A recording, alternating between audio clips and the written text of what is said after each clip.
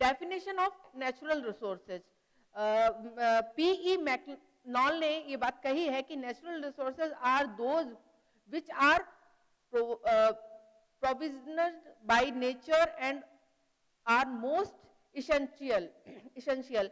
तो कहने का मतलब यहाँ है कि जो नेचुरल रिसोर्सेज है किस तरह से हमें प्राकृतिक रूप में साधन के रूप में प्राप्त होती हैं और हम इसका उपयोग अपने जीवन में कर पाते हैं, और साथ ही ये मनुष्य के लिए बहुत ज्यादा उपयोगी है। According to N S Ginsberg ने एक बात कही है कि all those things which are gifted free by nature and remain encircled within human activities are known as natural resources। तो जो ह्यूमन एक्टिविटी है, मानवीय जो क्रियाएं हैं, व्यक्ति को स्वतंत्र रूप में प्रकृति के द्वारा ही प्राप्त होती हैं और इसकी परिधि के अंतर्गत ही आती हैं, और जो कि प्राकृतिक संसाधन कहलाती हैं। तो प्राकृतिक संसाधनों का मनुष्य के ऊपर जो प्रभाव पड़ता है वो अलग अलग रूपों में अलग अलग वैज्ञानिकों ने अलग अलग तरीके से अपनी बात को बताया है। तो विभिन्न विचारकों के आधार पर हम कह सकते हैं कि जो मुख्य जो प्राकृतिक संसाधन है वो सभी ए श्रेणी के अंतर्गत आते हैं। इस ए श्रेणी का तात्पर्य है इनकी सबसे ज्यादा रिक्वायरमेंट है, सबसे ज्यादा आवश्यकता है। तो प्राकृतिक संसाधनों के अंतर्गत हमने ये देखा कि प्रकृति के द्वारा जो प्राप्त जितनी भी संसाधन है वो उनका हम जो मूल्य है मानव नहीं चुका सकता। ये बात कही भी जाती कि प्रकृति के मूल्य के प्रति हम उनके जो ऋण है, हम कह सकते हैं कि व्यक्ति प्रकृति का उऋणी है। उऋणी का तात्पर्य उनका ऋण चुकाना व्यक्ति के अपने जीवन में असंभव माना जाता है। इसी तरह से हम प्राकृतिक संसाधनों की विशेषताओं को देखते हैं कि प्राकृतिक संसाधनों की बहुत सारी विशेषताएं सामने आती हैं। बहुत सारी विशेषताओं के अंतर्गत हम देखते हैं कि ये एक प्रकृति हमें निःशुल्क उपहार देती है, इसका हमें किसी भी प्रकार का शुल्क नहीं अदा करना पड़ता है। निःशुल्क से तात्पर्य आप जानते हैं जिस तरह से सरकार द्वारा बच्चों को निःशुल्क शिक्षा प्रदान करती है, निःशुल्क दवाइयां उपलब्ध करवाती है, तो इसी तरह से प्रकृति भी किसी भी प्रकार का शुल्क नहीं देती है। हम केवल इसका उपभोग करते, इसको हम लौटाते कुछ भी नहीं है। दूसरा जो बात आती है इसमें हम कहते हैं कि मानवीय संसाधन प्राकृतिक स्वरूप में निष्क्रिय होते हैं और इसके उपयोग की सक्रियता में आर्थिक विकास में महत्वपूर्ण उपयोग होता है। वास्तव में प्राकृतिक संसाधन कुछ ऐसे होते हैं जो निष्क्रिय होते हैं, जैसे लोहा है वो अपना आकार तो बदल सकता है, उसका रंग बदला जा सकता है और उसका आकार बदला जा सकता है, परंतु उसके अस्तित्व को नष्ट नहीं किया जाता है। लोहा जितना है वो उतना ही रहता है। तो लोहे का अनेक तरीके से हम औद्योगिक क्षेत्र में भी उपयोग करते हैं, वाहन के क्षेत्र में लोहे का उपयोग करते हैं, जो हम अस्त्र शस्त्र बनाते हैं उसमें भी हम उपयोग करते हैं। और वर्तमान में मानव के लिए जितनी भी चीजें निर्माणाधीन है, निर्माण के लिए है, आवागमन के साधनों में भी, घर बनाने में भी हम लोहे का उपयोग निरंतर करते रहते हैं। इसी के साथ ही हम देखते हैं कि प्राचीन वर्तमान के स्वरूप की स्थिति के आधार पर खोज की जो आवश्यकता हुई है उसमें वायु जल की अपनी एक अहम भूमिका है। तो ये भी एक तरह की विशेषता है कि बिना वायु और जल के व्यक्ति नहीं रह सकता है। और इसमें जैसे प्राकृतिक गैस है, बायोगैस है, इसका भी प्रभाव निरंतर हम इसकी विशेषताओं के आधार पर ही देखते हैं। प्राकृतिक संसाधनों की जो विशेषताएं हैं वो अलग अलग रूपों में देखी जाती है, इसका प्रभाव भी अलग अलग देखा जाता है। इस प्रभाव के आधार पर हम ये भी देखते हैं कि इसमें विश्लेषण का उपयोग नहीं किया जाता, इसमें प्रकृति की विविधता पाई जाती है। विविधता का तात्पर्य है अलग अलग रूपों में अलग अलग प्रकार का होना, और इसमें विश्लेषण की प्रक्रिया नहीं होती है, ये सर्वत्र सुलभ होती हैं। प्राकृतिक संसाधन ही एक ऐसे हैं जो सब जगह सुलभ होते हैं और इनकी सुलभता पेट्रोलियम पदार्थ के कुछ क्षेत्रों में देखी जा सकती है। और सामान्यतः हम जो संसाधन समाप्त होते जा रहे हैं उनमें हम नवीन प्रवृत्तियां और उनके नवीनीकरण को संभव बनाने के लिए भी हमें प्रयास करना चाहिए। तो इस तरह से प्राकृतिक संसाधन की अपनी अलग अलग विशेषताएं हैं। इन विशेषताओं के आधार पर हम देखते हैं कि प्रकृति अपने पर्यावरण को किस तरह से संरक्षित करती है और उसके लिए प्रयासरत रहती है। क्लासिफिकेशन ऑफ नेचुरल रिसोर्सेज, प्राकृतिक संसाधनों का वर्गीकरण। प्राकृतिक संसाधनों के वर्गीकरण के अंतर्गत इसका जो वर्गीकरण है अलग अलग रूपों में देखा जाता है। प्राकृतिक संसाधनों के वर्गीकरण में हम विद्वानों ने अपने अलग अलग विचार दिए हैं। इसका वर्गीकरण भी अलग अलग दृष्टिकोणों के आधार पर, अलग अलग सोच के आधार पर किया गया है। इसकी विशेषता और प्रकृति के आधार पर भी इसका वर्गीकरण किया गया है। इन प्राकृतिक संसाधनों में जो पहला वर्गीकरण है basis of living and non living, तो सजीव और निर्जीव के आधार पर इनको दो आधारों पर बांटा गया है, जैविक संसाधन और अजैविक, living resources and non living resources. सजीव संसाधन आप जानते हैं, जो सांस लेते हैं, जो चल सकते हैं, जो क्रिया कर सकते हैं, वो सजीव संसाधन कहलाते हैं। इन सजीव संसाधनों में हम जैविक और कार्बनिक संसाधन भी कहते हैं। लिविंग रिसोर्सेज को, जैविक संसाधनों को कार्बनिक और जैविक संसाधन भी कहते हैं। इसके अंतर्गत संसाधनों में मानव के बहुत सारे पक्ष आते हैं, जिसमें पशु पक्षी है, कीड़े मकोड़े हैं, कृषि है, उपज है, घास है, वनस्पतियां, ये सारे के सारे लिविंग रिसोर्सेज हैं, मतलब जो जी रहे हैं, अपना जीवन जीते हैं। नॉन लिविंग रिसोर्सेज जिसमें हम निर्जीव संसाधन के अंतर्गत देखते हैं, जो सांस नहीं लेते हैं, जो कोई क्रिया नहीं करते हैं, तो ये नॉन लिविंग रिसोर्सेज के अंतर्गत आते हैं। इसका जो वर्गीकरण है, इस वर्गीकरण के अंतर्गत हम देखते हैं जो अजैविक संसाधन है वो अकार्बनिक संसाधन कहलाते हैं। अकार्बनिक जिसमें कार्बन की मात्रा नहीं पाई जाती है, और नॉन लिविंग रिसोर्सेज में कार्बन की मात्रा पाई जाती है, इसलिए इसको कार्बनिक संसाधन बोला जाता है। इन अकार्बनिक संसाधनों में का जीवन नहीं होता। इनकी प्रमुख उदाहरण है भूमि है, जल है, हवा है, ऊर्जा है, पर्वत है, पठार है, मैदान है। तो इस तरह से हम लिविंग और नॉन लिविंग के आधार पर इसका वर्गीकरण दो आधार पर देखते हैं। इसी तरह से आता है बेसिस ऑफ रिन्यूएबल, नवीनीकरण के आधार पर प्राकृतिक संसाधन। बेसिस ऑफ रिन्यूएबल में एबिलिटी के अंतर्गत जो बात आती है, जो नवीनीकरण के आधार पर दो प्रकार के संसाधन है, जिसमें है renewable resources and non renewability resources. जिसके अंदर रिन्यूएबल रिसोर्सेज में जिसका नवीनीकरण संसाधन होता है, जिसके अंतर्गत हम उन संसाधनों को लेते हैं जिनको हम पुनर्योजित कर सकते हैं। पुनर्योजित का तात्पर्य है कि जिन संसाधनों का हम पुनः निर्माण कर सकते हैं वो नवीनीकरण संसाधन कहलाते हैं। जैसे है वन है, चारागाह है, जल तंत्र है, कृषि तंत्र है, इन सबको हम दोबारा उपजा सकते हैं, दोबारा हम प्रकृति में उसका स्थान दे सकते हैं। वन्य प्राणी है, तो ये सारे के सारे रिन्यूएबल, पुनर्योजित, जिनको हम जिनकी हम बढ़ोतरी कर सकते हैं, जिसका हम पुनः निर्माण कर सकते हैं, वो नवीनीकरण संसाधन कहलाते हैं। और नॉन रिन्यूएबल रिसोर्सेज, अनवीनीकरण संसाधन वो संसाधन कहलाते हैं जिसके अंदर का हम पुनर्योजित नहीं कर सकते, उसको हम प्रकृति में दोबारा नहीं लौटा सकते हैं।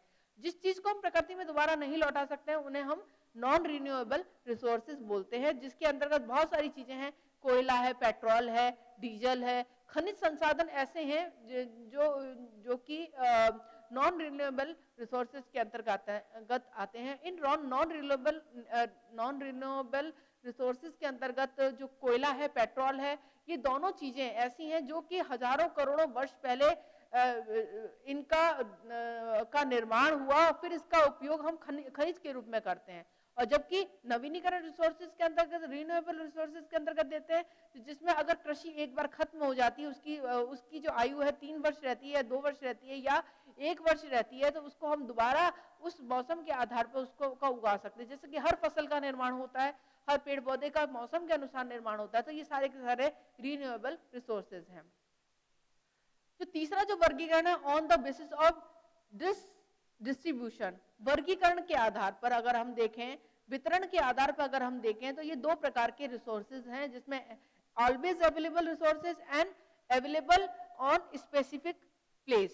अवेलेबल रिसोर्सेज मतलब जो उपस्थित हैं, जो रिसोर्सेज हमें आसानी से उपलब्ध हो जाते हैं, वो रिसोर्सेज हम अवेलेबल, ऑलवेज अवेलेबल रिसोर्सेज है। जैसे जल है, आपको अवेलेबल हो जाता है, वायु आपको 24 आवर्स अवेलेबल रहती है। तो इस आधार पर हम देखते हैं ऑलवेज अवेलेबल रिसोर्सेज के अंतर्गत जो सदैव सुलभ होने वाले रिसोर्सेज हैं, जिन्हें हम आसानी से प्राप्त कर सकते हैं। और अवेलेबल ऑन स्पेसिफिक प्लेस, कुछ ऐसे रिसोर्सेज होते हैं जिसे केवल स्थान विशेष के आधार पर ही प्राप्त किया जा सकता है, जिसमें हम देखते हैं कि खनिज जो पदार्थ हैं हर क्षेत्र में नहीं मिलेंगे, वही क्षेत्र होंगे जो पहाड़ी क्षेत्र है, वहीं हम खनिज पदार्थों को प्राप्त कर सकते हैं। आपने देखा होगा जो खनिज पदार्थ है जहां पर खनन कार्य होता है वो पहाड़ी क्षेत्रों में ही होता है, न कि मैदानी क्षेत्रों में खनन कार्य किया जाता है। मैदानी क्षेत्रों में भी कुछ ऐसे क्षेत्र हैं जहां पर पेट्रोल डीजल की प्राप्ति होती है, जिसमें जैसलमेर, राजस्थान के अंतर्गत जो 2 क्षेत्र हैं जिसमें जैसलमेर है, बाड़मेर है, यहाँ पर कुछ ऐसे खनिज संसाधन है जिनको हम एक स्पेसिफिक क्षेत्र के आधार पर देख पाते हैं। जहां जल क्षेत्र है वहां पर हम खनिज संसाधनों की को नहीं देख सकते हैं। जहां मैदानी, जहां पर कृषि होती है वहां हम खनिज संसाधनों को प्राप्त नहीं कर सकते। तो इस आधार पर हम देखते हैं कि इसका जो वर्गीकरण है, वितरण है, जो दूसरा प्रकार का, जो केवल एक स्थान विशेष के आधार पर भी उन संसाधनों को प्राप्त किया जा सकता है। और ये तीन तरह के जो हमने रिसोर्सेज देखे, इन रिसोर्सेज के अंतर्गत जो दूसरी बात है, इंडिविजुअल रिसोर्सेज, इंडस्ट्रियल रिसोर्सेज में औद्योगिक संसाधन है। औद्योगिक संसाधन के आधार पर दो प्रकार के रिसोर्सेज होते हैं, जिसमें है पावर रिसोर्सेज और मिनरल रिसोर्सेज, शक्ति का संसाधन और खनिज पदार्थों का संसाधन। तो पावर रिसोर्सेज है औद्योगिक क्षेत्र में काम आने वाले जो रिसोर्सेज हैं, जिसके अंतर्गत हमने देखा कि जो पावर रिसोर्सेज है जिसमें सौर ऊर्जा है, पवन ऊर्जा है, तेल है, कोयला है, ये सारे शक्ति के रिसोर्सेज हैं जिनको परंपरागत और गैर परंपरागत दोनों क्षेत्रों में रखा जाता है। पावर रिसोर्सेज परंपरागत भी होते हैं और पावर रिसोर्सेज गैर परंपरागत भी होते हैं, जो कि सौर ऊर्जा, पवन ऊर्जा और तेल के आधार पर देखे जाते हैं। और खनिज पदार्थ हैं, इस प्रकार के संसाधनों में अभ्रक है, लोहा है, गंधक है, पारा है आदि आते हैं। इनका उपयोग औद्योगिक क्षेत्र में प्रचुर मात्रा में करते हैं। पारा है, पारे का उपयोग भी अपना अलग अलग मेडिकल के अंतर्गत पारे का उपयोग ज्यादा होता है। अभ्रक का उपयोग भी दवाइयां बनाने में उपयोग में लिया जाता है। लोहे का उपयोग है, गंधक का उपयोग है। तो इस तरह से कुछ ऐसे मिनरल रिसोर्सेज हैं, खनिज संसाधन है, जिनका उपयोग हम उनका औद्योगिक क्षेत्र में करते हैं, इनका उद्योग जगत में देखा जाता है। पावर रिसोर्सेज में हमने बात करी थी सौर ऊर्जा, पवन ऊर्जा, तो इसके द्वारा हम बिजली बनाते हैं। तो एक उद्योग का कार्य चलता है, एक प्रयास होता है जिसमें हम औद्योगिक रूप में हम अपने आप को संपन्न कर सकें। तो ये भी एक प्रकृति के द्वारा ही संभव हो पाता है। फिर जो तीसरा वर्गीकरण है फूड रिसोर्सेज। तो फूड रिसोर्सेज में जो भोज्य संसाधन है, भोज्य संसाधनों के आधार पर हम देखते हैं तो ये तीन प्रकार के संसाधन होते हैं। नंबर एक है एग्रीकल्चर रिलेटेड फूड मटेरियल्स, जो कृषि संबंधित भोज्य पदार्थ है। कृषि संबंधित भोज्य पदार्थ के अंतर्गत हम देखते हैं कि खाद्य पदार्थ में कृषि से प्राप्त जो खाद्य पदार्थ है, जैसे गेहूं है, खाद्य फसलें हैं, सब्जियां हैं, फल फूल हैं, ये सारी के सारे एग्रीकल्चर रिलेटेड फूड मटेरियल्स कहलाते हैं। जिसमें गेहूं जो खाद्य फसलें हैं, सब्जियां हैं, फल फूल हैं, ये अपने अपने रूपों में मानव और जंतु ये दोनों उपयोग में लेते हैं। नेचुरल रिसोर्सेज फूड मटेरियल्स, जो प्रकृति संबंधी खाद्य पदार्थ है, जो पेड़ पौधों से प्राप्त होते हैं, जैसे कंदमूल है, ये सारे के सारे नेचुरल रिसोर्सेज फूड मटेरियल्स कहलाते हैं। और फंग रिलेटेड फूड मटेरियल्स, जो कि जीवों से संबंधित खाद्य पदार्थ है, जैसे मांस है, दूध है, मछली है, शहद है, ये सारे के सारे जीवों से संबंधित पदार्थ है। फंग रिलेटेड फूड मटेरियल्स में जीवों से संबंधित जो खाद्य पदार्थ हैं, आप जानते हैं कि मांस, जो व्यक्ति आज जो नॉनवेज खाता है उसको मांस कहाँ से प्राप्त होता है? जीवों द्वारा प्राप्त होता है। दूध है, आप सभी जानते हैं कि वो भी पशुओं द्वारा प्राप्त होता है। मछली है, मछली को भी हम फूड रिलेटेड मटेरियल्स मांगते हैं। इस फूड रिलेटेड मटेरियल्स के अंतर्गत मछली का जो नॉनवेज व्यक्ति हैं वो उसका उपयोग करते हैं, अपने भोजन के रूप में उपयोग करते हैं।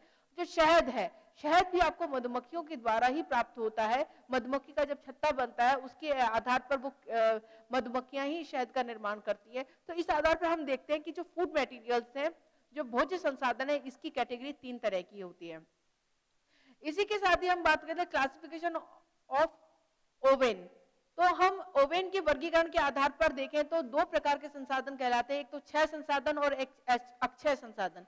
क्षय संसाधन वो होते हैं जिसमें हम किसी चीज को नष्ट कर देते हैं, और अक्षय संसाधन वो होते हैं जिनको हम नष्ट नहीं करते हैं। क्षय संसाधन में जो संसाधन जो समाप्त होने वाले संसाधन कहलाते हैं, और अक्षय संसाधन जिन संसाधनों में हम समाप्त न होने वाले संसाधन कहलाते हैं। क्षय संसाधन में जो घास के मैदान है, खेती है, ये सारे और जैव विविधता, ये सारे क्षय संसाधन हैं। और डिसॉल्विंग रिसोर्सेज जिसे बोलते हैं, और नॉन डिसॉल्विंग रिसोर्सेज अक्षय संसाधन, जिसके अंदर हम सौर ऊर्जा है, पवन शक्तियां हैं, और ये सारी की सारी नॉन डिसॉल्विंग रिसोर्सेज कहलाती हैं। तो इस तरह से जो वर्गीकरण है हमने कई रूपों में देखा कि एक तो है वर्गीकरण, हमने ओवेन के अनुसार वर्गीकरण देखा, एक हमने देखा भोज्य आधार पर वर्गीकरण देखा, एक औद्योगिकरण के आधार पर हमने वर्गीकरण देखा। तो इस तरह से जो प्राकृतिक संसाधनों का वर्गीकरण है विभिन्न रूपों में है। इसके विभिन्न रूप ही प्रकृति को अलग अलग कार्यों के लिए प्रेरित करते हैं। नेक्स्ट है आपका इंपॉर्टेंस ऑफ नेचुरल रिसोर्सेज। हमने जब प्राकृतिक संसाधनों की बात की तो इसकी अपनी एक महत्ता भी है। बेसिस ऑफ ह्यूमन लाइफ, ये मानव जीवन का आधार है। प्राकृतिक संसाधन मानव जीवन के बिना मानव जीवन के लिए बहुत ज्यादा उपयोगी हैं और आप सभी जानते हैं कि प्राकृतिक संसाधन पर ही मानव आश्रित है। तो ये बेसिस ऑफ ह्यूमन रिसोर्सेज, जिसमें विद्युत ऊर्जा के द्वारा मानव जीवन में महत्वपूर्ण क्रियाओं का संपादन होता है। विद्युत ऊर्जा के उत्पादन से ही प्राकृतिक संसाधन व जल को महत्वपूर्ण स्थान में प्राप्त हो पाता है। तो इस तरह से बेसिस ऑफ ह्यूमन रिसोर्सेज का प्राकृतिक संसाधन का मानव के लिए बहुत ज्यादा उपयोगी माना गया है। बेसिस ऑफ इकोनॉमिक डेवलपमेंट, आर्थिक विकास के लिए भी प्राकृतिक संसाधन उपयोगी हैं। आप सभी जानते हैं कि अफ्रीका में नील नदी के किनारे बसने वाले जो लोग हैं आर्थिक दृष्टि से विकसित है और सुविधा संपन्न व्यक्ति हैं। इसका प्रमुख कारण है प्राकृतिक संसाधन, वो है उनका जल। तो जल के ऊपर वो ज्यादा निर्भर है। आपने देखा होगा केरल का बहुत सारा जो क्षेत्र है, जो मछुआरे हैं, वो भी इकोनॉमिक जो डेवलपमेंट है उनका प्राकृतिक संसाधनों के आधार पर हो रहा है। वो मछलियों को समुद्र के से निकालते हैं और उनको बेचते हैं, और जो जिसका प्रयोग मानव भोजन के रूप में उस मांस का प्रयोग करता है। तो इस तरह से जो इकोनॉमिक डेवलपमेंट है, आर्थिक विकास है मानव का, वो भी प्राकृतिक संसाधनों के द्वारा ही संभव हो पाता है। तो ये भी एक इस तरह का जो चीज देखी जाती है, प्रकृति के आधार पर देश की प्राकृतिक संसाधनों की दृष्टि से संपन्नता का अनुमान लगाया जाता है। तो वहां के नागरिकों के लिए आर्थिक विकास में तेजी ला पाता है। फिर है हाई लिविंग स्टैंडर्ड, जो उच्च जीवन स्तर है। इसमें हम देखते हैं कि जापान में 70% वन है, कनाडा में 47.3% वन है। इनमें नागरिकों में उच्च जीवन स्तर की कहानी देखते हैं और इसमें जापान और कनाडा के विकास के आधार पर वन संसाधन को महत्वपूर्ण प्राथमिकता दी जाती है और उच्च जीवन स्तर मुख्य रूप से वनों के आधार पर देखा जाता है। आर्थिक जो विकास देखा हमने अपनी पहले बात करी, जो जल के आधार पर अफ्रीका का था, और इधर कनाडा की और हम जापान की बात करते हैं, ये वन के आधार पर है। तो जो हाई लेवल स्टैंडर्ड है व्यक्ति का, इसी आधार पर होगा, क्योंकि जिस देश में प्राकृतिक संसाधन प्रचुर मात्रा में होंगे, वहां का जो स्टैंडर्ड होगा, वहां का जो लिविंग स्टैंडर्ड होगा, वो प्राकृतिक संसाधनों के आधार पर ज्यादा होता है। बेसिस ऑफ फिजिकल डेवलपमेंट, शारीरिक विकास का आधार। मानव शरीर के विकास में और स्वास्थ्य के संवर्धन के लिए अलग अलग चीजों की आवश्यकता होती है। संतुलित भोजन को प्राप्त करने के लिए व्यक्ति प्रत्यक्ष व अप्रत्यक्ष रूप में प्राकृतिक संसाधनों का ही उपयोग करता है। व्यक्ति को अगर फिजिकली डेवलपमेंट करना है, अपने शारीरिक विकास करना है, तो उसमें भोज्य के ऊपर निर्भर रहता है। वो भोज्य पदार्थ है, वो सारे के सारे आपको प्राकृतिक संसाधनों द्वारा ही प्राप्त होते हैं। जो खाद्य पदार्थ है, कृषि के अंतर्गत हम देखते हैं कि कृषि एक ऐसा क्षेत्र है जो मानव के स्वास्थ्य विकास, जो फिजिकल डेवलपमेंट है, उसमें सहायक सिद्ध होता है। फिर है बेसिस ऑफ इंटरनेशनल रेस्पेक्ट। अगर हम अंतर्राष्ट्रीय संबंध स्थापित करते हैं, उसमें भी प्राकृतिक संसाधनों का अपना एक आधार है, क्योंकि कुछ चीजें हमारे देश में बहुत ज्यादा पर्याप्त मात्रा में मिलती हैं और कुछ चीजों का अभाव रहता है। तो इस आधार पर हम प्राकृतिक संसाधन हम कुछ अन्य देशों से मंगवाते हैं और कुछ संसाधनों को हम दूसरे देशों में भेजते हैं। आयात निर्यात का जो कार्य होता है, वो सारा का सारा प्राकृतिक संसाधनों के अंतर्गत ही देखा जाता है। किसी चीज की पूर्ति करना और किसी चीज की पूर्ति करवाना, जिसमें हम देखते हैं कि उदाहरण के लिए हम तेल उत्पादन के लिए इराक है, ईरान है, कुवैत से आदि से हम अंतर्राष्ट्रीय स्तर पर सम्मान की दृष्टि से देखा जाता है, क्योंकि इराक, ईरान, कुवैत है, यहाँ पर जो प्राकृतिक संसाधन है, जो तेल है, पेट्रोल है, ये बहुत सारे देशों में निर्यात किया जाता है। और इसी के साथ में कच्चे तेल के जो भंडार हैं, इसकी भी प्राथमिकता इसमें देखी जाती है। प्राकृतिक संसाधन किसी भी देश की अंतर्राष्ट्रीय स्तर में सम्मान दिलाता है। जिस देश का प्राकृतिक संसाधन अच्छे होंगे, उस देश का सम्मान इसलिए होगा क्योंकि जहां जिस चीज की मांग ज्यादा होगी, तो दूसरे देशों द्वारा उसका समय समय पर उपयोग किया जाता है। तो इसी तरह से इराक है, ईरान है, कुवैत का अपना तेल उत्पादन के क्षेत्र में प्राकृतिक संसाधन में वो पूर्णतः सक्षम है और इस आधार पर वो चीजों को अन्य देशों के लिए सहयोग में सहायक सिद्ध होता है। फिर है सामाजिक विकास का आधार, बेसिस ऑफ सोशल डेवलपमेंट। जो सामाजिक जो विकास है, वो भी प्राकृतिक संसाधनों के द्वारा ही संभव हो पाता है। समाज में प्रकृति के प्रति परोपकार है, दया है, मैत्री की भावना है, मनोवैज्ञानिक विकास की संभावना है। ये सारी चीजें अगर हम देखते हैं, तो इसमें हम देखते हैं कि प्राकृतिक संसाधनों का सामाजिक विकास भी प्राकृतिक संसाधनों के द्वारा ही संभव होता है। भारतीय समाज के आदर्श रूप में विश्व समुदाय में एक अनुकरणीय रूप में देखा जाता है। जो सामाजिक विकास है इसमें हम प्राकृतिक संसाधन जो सामाजिक विकास की आधारशिला होते हैं, जिसमें सामाजिक विकास उन्हीं परिस्थितियों में संभव होता है जब समाज में रहने वाले व्यक्तियों की अनिवार्य आवश्यकता होती है, और प्राकृतिक संसाधन सामाजिक विकास के लिए भी अपना एक अहम योगदान रखते हैं। फिर आता है आपका बेसिस ऑफ साइंटिफिक डेवलपमेंट, जो वैज्ञानिक विकास है। विज्ञान और मानव का अपना एक संबंध है, वो अनुसंधान है, जिसके आधार पर समय समय पर उनकी आवश्यकताओं, प्राकृतिक संसाधनों के दोहन को रोकने तथा प्राकृतिक संसाधनों के बचाव के लिए विज्ञान अपने तरीके से इसका उपयोग करता है, और इस उपयोग में प्राकृतिक जो सभी व्यवस्थाओं को पीछे छोड़ते हुए प्राकृतिक संसाधन अपने रूप में कार्य करता है। जैसे विद्युत उत्पादन के संदर्भ में अगर हम विचार करते हैं, जहां बिजली का उत्पादन होता है वो विज्ञान के द्वारा ही संभव हो पाया है। जल में जो जल चक्र चलाया जाता है उससे भी बिजली बनाई जाती है, पवन चक्की से भी बिजली बनाई जाती है। तो इस तरह से हम जो प्राकृतिक संसाधन है, वायु है, जल है, इसके द्वारा जो वैज्ञानिक तरीके से प्राकृतिक संसाधन बनाए जाते हैं, कृत्रिम रूप में बनाए जाते हैं, जिन्हें हम बोलते हैं कृत्रिम, प्राकृतिक संसाधनों के उपयोग द्वारा कृत्रिम संसाधनों का निर्माण करना ही हम साइंटिफिक डेवलपमेंट के अंतर्गत देखते हैं प्राकृतिक संसाधनों को। आपने देखा को कुछ कलर प्रकृति के द्वारा प्राप्त होते हैं, उन कलरों को हम अलग अलग रंगों को हम अलग अलग रूपों में देखते हैं, जिसे हम प्रकृति का प्राकृतिक संसाधन बोलते हैं। और जब उन प्राकृतिक संसाधनों को विज्ञान के द्वारा रसायनों का उपयोग करके उपयोग किया जाता है, जिसे उस रंग को पक्का कर दिया जाता है, तो वो प्राकृतिक संसाधन से वो कृत्रिम संसाधन के अंतर्गत परिणत हो जाता है, वो विज्ञान द्वारा, क्योंकि विज्ञान के विकास में भी ये सहायक सिद्ध होता है। फिर है completion of basic needs. Complexion of basic needs के अंतर्गत हम देखें मानव अपनी आवश्यकताओं की पूर्ति के आधार पर मूलभूत आवश्यकताओं की पूर्ति करता है, और जिसमें हम ये देखते हैं कि भवन निर्माण में जो लकड़ी है, लोहा है, उनका उपयोग करता है। मूलभूत आवश्यकताओं में खाद्य पदार्थों के रूप में व्यक्ति अलग अलग फल सब्जियों का उपयोग करता है। तो इस तरह से हम देखते हैं मूलभूत आवश्यकताओं की पूर्ति के लिए भी जितनी भी व्यक्ति की आवश्यकताएं हैं, मेन रूप से मानव की मुख्य आवश्यकता है रोटी, कपड़ा, मकान। आप ये सभी जानते हैं कि रोटी है, कपड़ा है, मकान है, ये तीन मूलभूत आवश्यकताएं मनुष्य की होती हैं। अगर उसको खाना चाहिए तो वो प्रकृति के ऊपर, कपड़ा चाहिए, अगर उसको कपड़े का की आवश्यकता, तन पे पहनने के लिए कपड़ा चाहिए, तो वो भी प्राकृतिक संसाधनों द्वारा ही संभव है। और मकान, जो मकान निर्माण करना है, रहने के लिए छत बनानी है, वो भी प्राकृतिक संसाधनों, क्योंकि मिट्टी है, बजरी है, लोहा है, ये सारी की सारी प्रकृति के द्वारा ही आपको मिल पाती हैं। तो कहने का मतलब यह है कि मूलभूत आवश्यकताओं की पूर्ति भी प्राकृतिक संसाधनों द्वारा ही संभव हो पाती है। Cultural preservation of and development, सांस्कृतिक संरक्षण एवं विकास। सांस्कृतिक संरक्षण की बात अगर हम करें तो सांस्कृतिक संरक्षण हम कई रूपों में प्राकृतिक संसाधनों के दोहन को रोकने के लिए करते हैं। जैसे गंगा नदी है, गंगा नदी का जो जल है, जिसको हम अलग अलग रूपों में पूजने के रूप में भी उपयोग में लेते हैं, पीने के रूप में भी उपयोग में लेते हैं, अपने दैनिक धर्म कांड अनुष्ठानों के रूप में भी लेते हैं। तो जो यमुना है, गंगा है, कावेरी, सरस्वती है, माँ को एक अलंकृत रूप की उपाधि दी गई है। इसके पीछे भी प्रमुख कारण है लाभ है, इसकी उपयोगिता आस्था है। सूर्य और नदियों की उपयोगिता भी इसके पीछे छुपी हुई है, और इसका विकास भी प्राकृतिक संसाधनों के द्वारा ही संभव है, उसको पूजा जाता है। तो कहने का मतलब है प्राकृतिक संसाधनों को सांस्कृतिक रूप में भी संरक्षित रखने और उसका विकास है।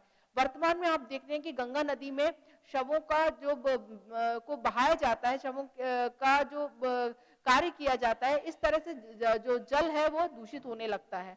तो इस तरह से सांस्कृतिक संरक्षण और विकास के लिए भी इसकी आवश्यकता होती है। औद्योगिक विकास का आधार, औद्योगिक विकास की अगर हम बात करते हैं तो इसके अंतर्गत में औद्योगिक विकास में किसी भी क्षेत्र का आर्थिक विकास इसकी आधारशिला है।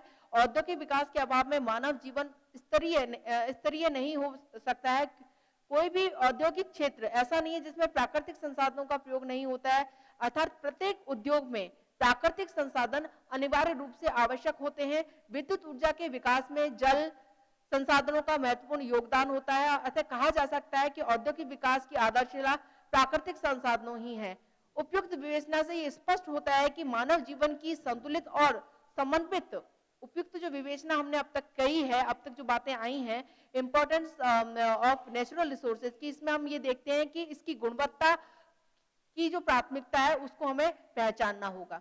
तो ये कुछ 10 बातें थी जिसके कुछ 10 महत्व थे प्राकृतिक संसाधनों के। फिर है प्रिजर्वेशन ऑफ नेचुरल रिसोर्सेज। हम पर्यावरण को किस तरह संरक्षित रख सकते हैं। पर्यावरण को संरक्षित रखना भी बहुत ज्यादा जरूरी है। एली ने एक बात कही है कि संरक्षण वर्तमान पीढ़ी का भावी पीढ़ी के लिए त्याग है। वर्तमान पीढ़ी का भावी पीढ़ी के लिए त्याग है। बहुत अच्छा उदाहरण अगर हम देखें, वर्तमान में माता पिता द्वारा बच्चों के भरण पोषण के लिए अलग अलग तरह का संरक्षण किया जाता है। उनके भविष्य के लिए कुछ राशि इकट्ठी की जाती है उसके आधार पर, ताकि उनका भविष्य सुरक्षित रहे, उन्हें आगे आने वाले समय में किसी तरह की असावधानी ना हो। तो इसी तरह का जो अगर संरक्षण हम देखें, अगर संरक्षण हम वर्तमान में प्रकृति का करते हैं तो आगे आने वाली जो भावी पीढ़ी है उनके लिए हम त्याग कर रहे हैं। और इसी की तरह की जो बात एलसी ग्रेस ने कही है कि संसाधन संरक्षण से तात्पर्य वर्तमान में भविष्य के बीच में संसाधनों को उपयोग में लेने का संघर्ष है।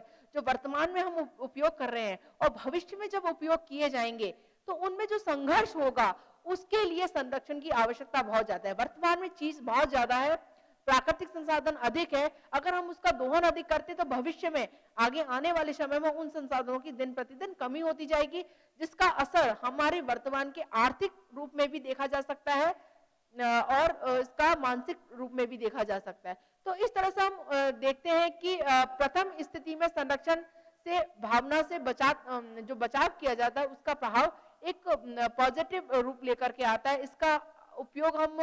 इसका दुरुपयोग के रोकने के लिए हम प्रयास कर सकते हैं और इसका उपयोग हम इस तरह से करें कि किसी तरह का हानिकारक प्रभाव प्रकृति के साथ न पड़े। फिर है need and natural resources of preservation. ये जो प्राकृतिक संसाधनों की आवश्यकता क्यों हुई, क्या कारण है हमें प्राकृतिक संसाधनों की आवश्यकता का। महत्व की बात करी हमने, प्राकृतिक संसाधनों की वर्गीकरण की बात कही, इसके आधार पर हम खुद ही समझ सकते हैं कि इस बात को कि हमें इसकी आवश्यकता क्यों है। वर्तमान में विज्ञान और औद्योगिकीकरण के विकास के विषय में सोचने के लिए मानव विवश हो गया है, जिसके आधार पर संसाधन संरक्षण के लिए भावना जो है व्यक्ति में आने की बहुत ज्यादा आवश्यकता होती है। और इसी के साथ ही हम देखते हैं संसाधनों का वितरण समान रूप में न होकर अलग अलग रूपों में देखा जाता है। तो प्राकृतिक संसाधनों की जो आवश्यकता है, जिसके अंतर्गत कभी कभी हम संसाधनों के संरक्षण के लिए जो दृष्टि अपनाते हैं उसमें उतनी उपलब्ध मात्रा नहीं हो पाती है। इस उपलब्ध मात्रा को संरक्षित करने में हम ध्यान नहीं दे पाते हैं। यदि किसी संसाधन की अगर हमें अधिक मांग होती है, ज्यादा मांग होगी तो उसका दोहन होगा, उसकी उपलब्धता कम होगी, संरक्षण की प्रवृत्ति का विकास करना बहुत ज्यादा जरूरी हो जाता है, इसलिए हमें आवश्यक है। फिर जनसंख्या वृद्धि के कारणों के आधार पर संसाधनों की मांग बढ़ती है, जिसके आधार पर भी संरक्षण आवश्यक है। पर्यावरणीय व्यवस्थाएं जो हैं वो गड़बड़ा जा रही हैं, अव्यवस्थित होती जा रही हैं, असंतुलित होती जा रही हैं। उन सभी के विकास के लिए, उन सभी को सुरक्षा प्रदान करने के लिए भी पर्यावरण संरक्षण की आवश्यकता होती है। तो हमने देखा संसाधनों की ज्यादा से ज्यादा उपयोग और दुरुपयोग के आधार पर भी पर्यावरण के संरक्षण की आवश्यकता होती है। तो पर्यावरण संरक्षण वर्तमान की सबसे बड़ी आवश्यकता बन चुकी है। Problem of natural resource of preservation. अब सबसे बड़ी समस्या क्या आती है कि हम पर्यावरण संरक्षणों का संरक्षण करने, उसमें मुख्य समस्याएं क्या है। व्यक्तियों के अवेयर ना होना सबसे बड़ी, उनको प्रॉपर एजुकेशन न मिलना, ये भी एक सबसे बड़ी समस्या हो जाती है। एक जो व्यक्ति में प्रदर्शनकार की जो भावना आ चुकी है, कमरे में रहने के लिए आवश्यक है, व्यक्ति का प्रदर्शन करता है, जो प्रदर्शनी के कार्य करता है, प्रतिस्पर्धा का जो दौर है, ये सभी रुकावटें प्राकृतिक संसाधनों के संरक्षण में हमें थोड़ा सा बोल सकते हैं कि हमारे लिए समस्याएं खड़ी कर देता है। इसी के साथ में हम देखते हैं कि व्यक्ति में नकारात्मक जो प्रवृत्तियां आती जा रही है, इस नकारात्मक प्रवृत्तियों के द्वारा वन समुदाय, वन जीवों का ह्रास होता जा रहा है। एक व्यक्ति अपने मौज शौक के लिए शिकार करता है, उसका प्रभाव ये देखा जाता है, उसने अपने एक समय के लिए उसने शिकार किया, किसी जीव को मारा और जीव को मारने के आधार पर उसने अपने आप की एक आत्मानुभूति करी और उस एक आत्मानुभूति का असर ये होता है कि वन्य जीवों की दिन प्रतिदिन विलुप्तता। तो इस तरह की जो व्यक्ति की जो सोच है उसके आधार पर भी हमें कई तरह के पर्यावरणीय संरक्षण में समस्याएं उत्पन्न होती है। उस सोच को बदलने की आवश्यकता है। और जो प्रवृत्ति स्वार्थ की भावना, व्यक्ति अपने स्वार्थी होता जा रहा है, घरों में ऐसे ऐसी चीजों का उपयोग करता है जो कि प्राकृतिक संसाधनों की दोहन को और उसके संरक्षण में सहायक नहीं होता है। और इसी के साथ ही हम देखते हैं जो व्यक्तियों ने जो नल हैं दिन प्रतिदिन है, जितने पानी की आवश्यकता है उतना पानी उपयोग नहीं कर पाते हैं। अगर सुबह वो अपने ब्रश कर रहे हैं, अगर ब्रश का ही उदाहरण लें तो नल खुला छोड़ देंगे, वो काफी टाइम तक वो चलता है। जहां काम एक मग्गे से या एक लोटे से पानी का काम चल सकता है, जिससे आप अपना काम कर सकते हो, उसका उपयोग आप बहुत ज्यादा कर रहे हो। इसी के साथ भी हम देखते हैं, हम जब गाड़ी वगैरह घर के जो चीजें धोते हैं, तो जिसमें हम पाइप के द्वारा जो डायरेक्ट कनेक्शन है उसके द्वारा हम उसकी सफाई करते हैं, न कि हम आधी बाल्टी में उस चीज का। तो इस तरह की जो समस्या है, व्यक्ति की जो सोच है उसको बदलने की आवश्यकता है। इस तरह की समस्याएं पर्यावरण संरक्षण के लिए बहुत ज्यादा जरूरी हैं। ये भी समस्याएं हमें सामने आती हैं।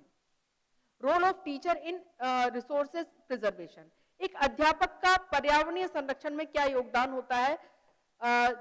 आप सभी जानते हैं कि एक शिक्षक भविष्य का निर्माता होता है। अगर एक शिक्षक विद्यार्थियों को शुरू से, क्योंकि एक जो बच्चा होता है उसको वो एक मटके की तरह होता है, कच्चे मटके की तरह होता है, उसे जिस रूप में ढालोगे वो उसी रूप में ढल जाएगा।